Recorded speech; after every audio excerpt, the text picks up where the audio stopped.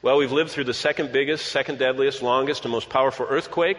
We've been warned a rock is heading toward us, and we have this solar storm thing. I want to close with you by going to Luke 21. Let's go from Matthew 24 to Luke's version. And this is what I'm going to read before we go. Jesus actually tells us in Matthew what to do. It says, those that endure to the end will be saved. He gives some advice. And I'm going to show you something which I've never done before. I mean, I went through all my seminary and I've studied and studied and studied, and I did something this week I've never done before. I tracked the word Jesus used in Matthew 24, because the Bible that Jesus carried around with him when he was here on earth was a Greek translation of the Hebrew Old Testament. It's called the Septuagint. Jesus memorized it. He quoted from it. He preached from it. He used it in his polemics and defenses. And so we have a Greek translation of the Old Testament. Now, that probably doesn't mean anything to you except this. That means every Hebrew word in the Old Testament has a Greek word assigned to it. And those Greek words that are assigned to the Old Testament occur in the New Testament too. And so all of a sudden we can see when Jesus says something in the New Testament and uses a Greek word, we can look in the Old Testament and track what he meant by that, because he knew that Old Testament book. But basically, look what it says in Luke 21:24. There'll be signs in the sun, we've seen that, signs in the moon, signs in the stars, and the earth and the nations will be in anguish and perplexity.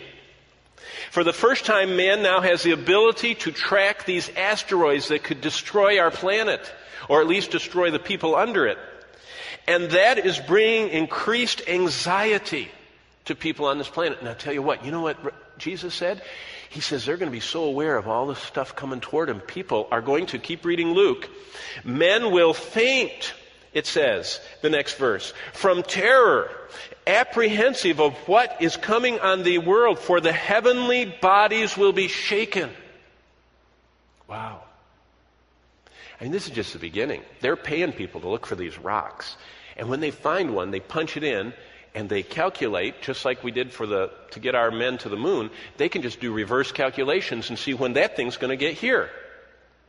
And you know what? It's going to become almost monotonous, the reports of the stuff coming toward us. But in the tribulation, stuff is going to hit. And if it hits the Bay Area, California's gone. We get a foot of rock on our rooftops. Amazing. Well, what should we do about that? Jesus says it. The prophetic signs of Christ's coming are multiplying. He says, get ready to meet me. When we get ready, we live in hope of Christ coming for us. How do we do that? We learn to hope in the one who said that I have put you here on this planet for a purpose. I will preserve your life until you've finished the course that I've planned for you. And then I've anchored your soul to heaven. And I'll never lose you, and you'll never lose me.